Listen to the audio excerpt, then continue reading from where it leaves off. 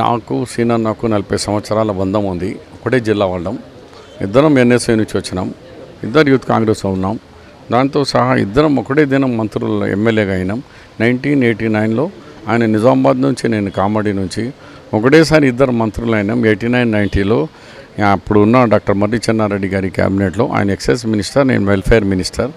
అట్లా మా ఇద్దరికి మంత్రులుగా రాజశేఖర రెడ్డి గారి ప్రభుత్వంలో కానీ, మంత్రుల్లో విజయభాస్కర్ రెడ్డి గవర్నమెంట్లో కానీ మేము కలిసిగా 10 సంవత్సరాలు మంత్రులుగా, అలాగే లీడర్ ఆఫ్ ది అపోజిషన్గా, ఆయన తర్వాత ఆయన లీడర్, నేను డిప్యూటీ లీడర్, మళ్ళీ నేను లీడర్ అయినా ఆయన నేను లీడర్, అట్లా ఎప్పుడు మా మధ్యలో ఎక్కడ డిఫరెన్స్ లేకుండా ఇద్దరం కలిసి జిల్లాకు డెవలప్ చేసినాం.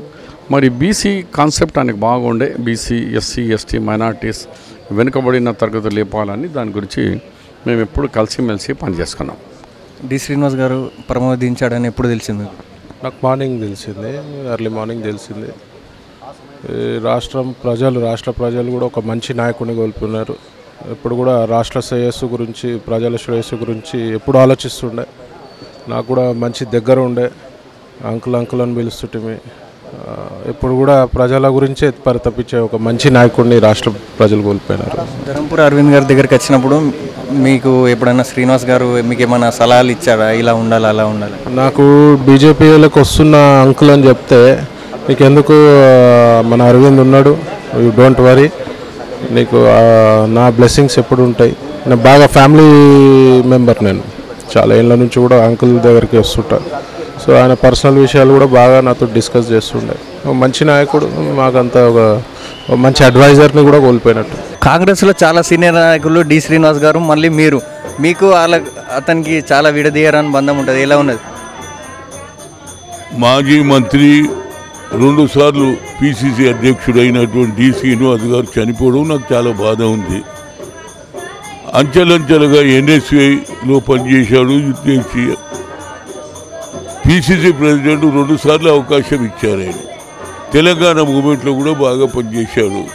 ఆనాడు టీఆర్ఎస్ కాంగ్రెస్ కలిసి కూడా అలయన్స్లో పోటీ చేసినాం కనుక ఆయన కంట్రిబ్యూషన్ ఉన్నది. కానీ ఫ్యామిలీలలో ఉన్నటువంటి పంచాయతీ వాళ్ళకు కొంత ఆయన పార్టీలో టీఆర్ఎస్లో చేరిన మళ్ళీ కాంగ్రెస్లో వచ్చాడు. ఆయన ఫ్యూనరల్ ప్రభుత్వ లాంఛనాలతో చేయమని సీఎం గారిని రిక్వెస్ట్ చేశారు. సీఎం గారు ఒప్పుకున్నారు. ప్రభుత్వ లాంఛనాలు చేస్తున్నారు. ఏదైనా నా మిత్రుడు పోయినది నా ప్రగాఢ కండోలెన్స్, వాళ్ళ కుటుంబ సభ్యులకు భగవంతుడు ఆయుధారోగ్యాలు ఇవ్వాలని కోరుతున్నారు. అలాగే సోనియా గాంధీతో మంచి పరిచయాలు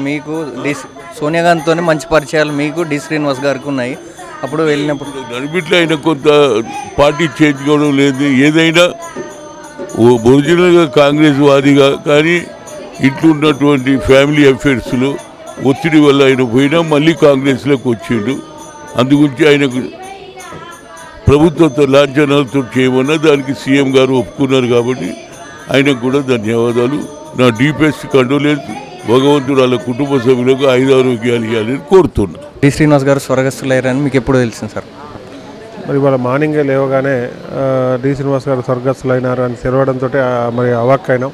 మరి ఎందుకంటే పెద్ద మనిషి, క్రూరుద్ధుడు, ఎంతోమందికి రాజకీయ లైఫ్ ఇచ్చి, రాజకీయంగా ఎన్నో సూచనలు ఇచ్చి, జాతీయ రాజకీయాలు కానీ తెలంగాణలో కానీ మంచి తనదైన ముద్ర వేస్తూ ఎంతోమందికి మార్గదర్శనం చేసిన వారు లేకపోవడం అనేది తీరని లోటు. వారికి మనసు శాంతించాలని, మనసు ఇవాళ మంచిగా వారు ఉన్నంతసేపు చాలామందికి ఒక మార్గదర్శకం చేశారు. వారందరూ కూడా నిజంగా వారిని గుర్తుపెట్టుకుంటారు. వారు మరి వాళ్ళు లేరు అనేది ఒక తీరని లోటు. దాన్ని ఎక్కడ ఎవరు కూడా పూడ్చలేనిది. మరి వారి కుటుంబ సభ్యులకు, వారికి అంతా కూడా మరి ప్రగాఢ సంతాపాన్ని తెలియజేస్తున్నారు.